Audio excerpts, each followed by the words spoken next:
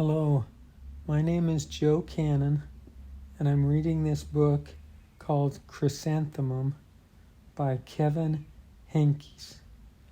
And the reading of this book is intended to be a benefit for my daughter, Carolina Cannon. All right, Chrysanthemum.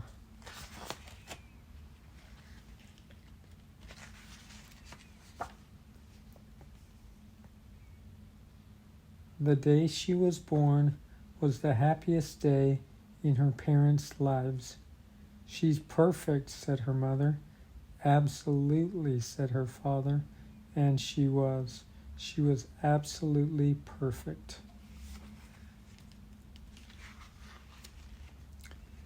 Her name must be everything she is, said her mother. Her name must be absolutely perfect, said her father. And it was. Carolina Christine Cannon. Her parents named her Chrysanthemum. Chrysanthemum grew and grew and grew, and when she was old enough to appreciate it, Chrysanthemum loved her name.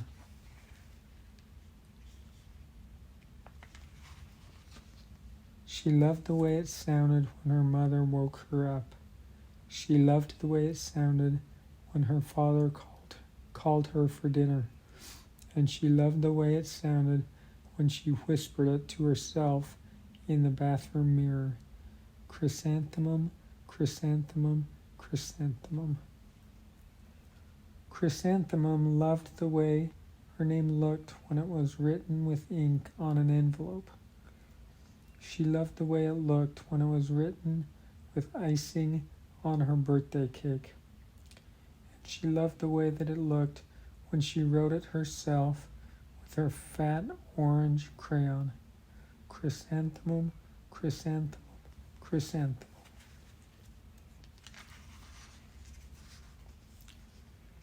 Chrysanthemum thought her name was absolutely perfect, and then she started school. On the first day, Chrysanthemum wore her summer sunniest dress and her brightest smile. She ran all the way. Hooray, said Chrysanthemum. School!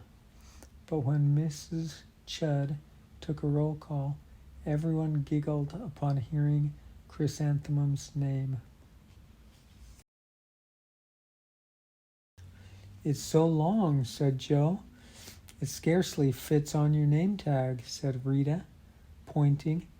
I'm named after my grandmother, said Victoria. You're named after a flower. Chrysanthemum wilted. She did not think her name was absolutely perfect. She thought it was absolutely dreadful. The rest of the day was not much better. During nap time, Victoria raised her hand and informed Mrs. Chudd that Chrysanthemum's name was spelled with 13 letters. That's exactly half as many letters as there are in the entire alphabet, Victoria explained. Thank you for sharing that with us, Victoria, said Mrs. Chudd. Now put your head down.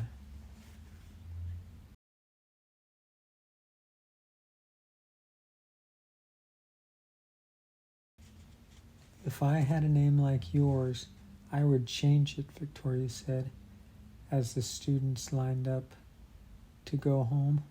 I wish I could, thought Chrysanthemum miserably. Welcome home, said her mother. Welcome home, said her father. School is no place for me, said Chrysanthemum. My name is too long. It scarcely fits on my name tag, and I'm named after a flower. Oh, pish, said her mother. Your name is beautiful and precious and priceless and fascinating and winsome, said her father. It's everything you are, said her mother. Absolutely perfect, said her father.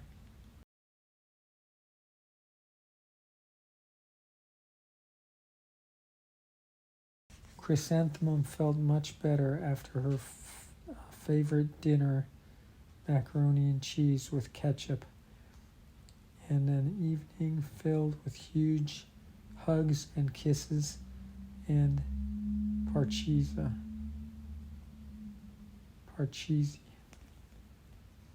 The night Chrysanthemum dreamed that her name was Jane. It was an extremely pleasant dream. The next morning, Chrysanthemum wore her most comfortable jumper. She walked to school as slowly as she could. She dragged her feet in the dirt. Chrysanthemum, chrysanthemum, chrysanthemum, she wrote. She even looks like a flower, said Victoria, as Chrysanthemum entered the playground. Let's pick her, said Rita, pointing. Let's smell her, said Joe. Chrysanthemum wilted. She did not think her name was absolutely perfect. She thought it was absolutely dreadful.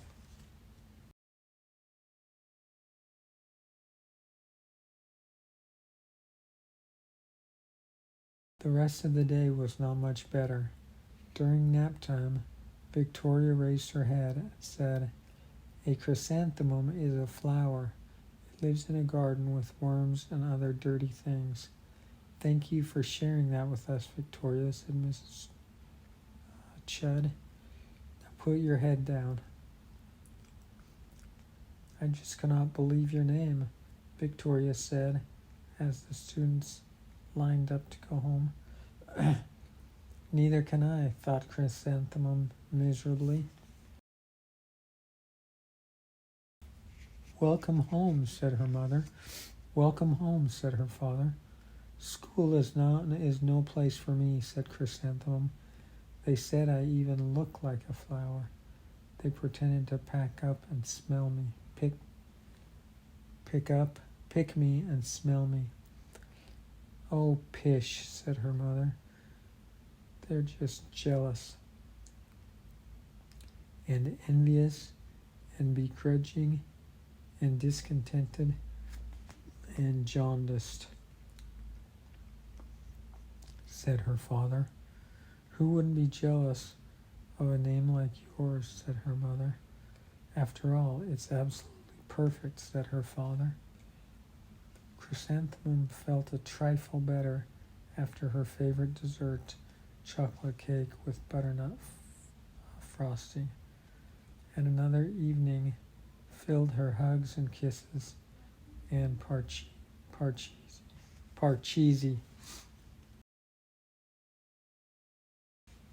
That night Chrysanthemum dreamed that she really was a chrysanthemum. She sprouted leaves and petals.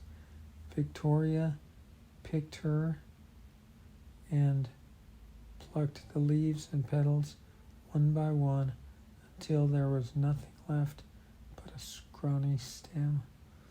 It was the worst nightmare of Chrysanthemum's life. Chrysanthemum wore her outfit with 7 pockets the next morning. She loaded the pockets with her most prized possessions and her good luck charms. Chrysanthemum took the longest route possible to school. She stopped and stared at each and every flower. "Chrysanthemum, chrysanthemum, chrysanthemum," the flowers seemed to say. That morning the students were introduced to Mrs. Twinkle, the music teacher. Her voice was like something out of a dream, as was everything else about her. The students were speechless. They thought Mrs. Twinkle was an indescribable wonder. They went out of their way to make a nice impression. Mrs. Twinkle led the students in scales. Then she assigned roles for the class musical.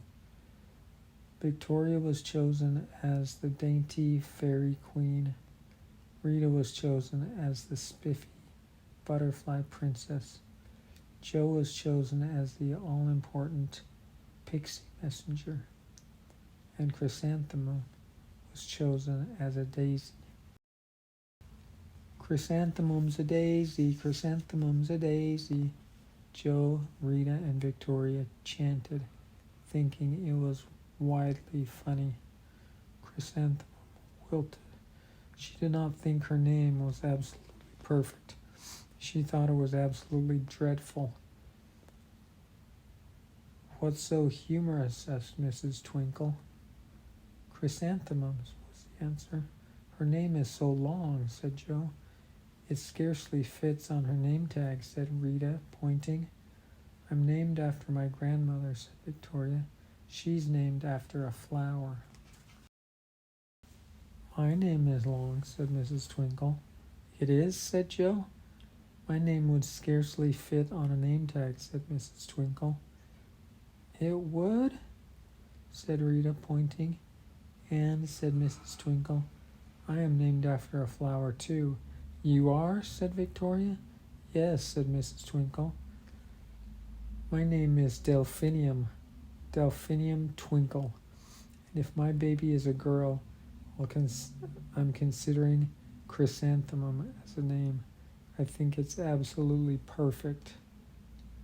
Chrysanthemum could scarcely believe her ears. She blushed, she beamed, she bloomed. Chrysanthemum, chrysanthemum, chrysanthemum. Joe, Rita, and Victoria looked at Chrysanthemum longingly. "Call me Marigold," said Joe. "I'm Carnation," said Rita, pointing. "My name is Lily of the Valley," said Victoria. Chrysanthemum did not think her name was absolutely perfect. She knew it. Overall, the class musical was a huge success. Chrysanthemum was absolutely perfect as a daisy. Victoria made the only mistake. She completely forgot her lines as the dainty fairy queen. Chrysanthemum thought it was wildly funny, and she giggled throughout the entire dance of the flowers. Eventually, Mrs. Twinkle gave birth to a healthy baby girl, and of course, she named her Chrysanthemum.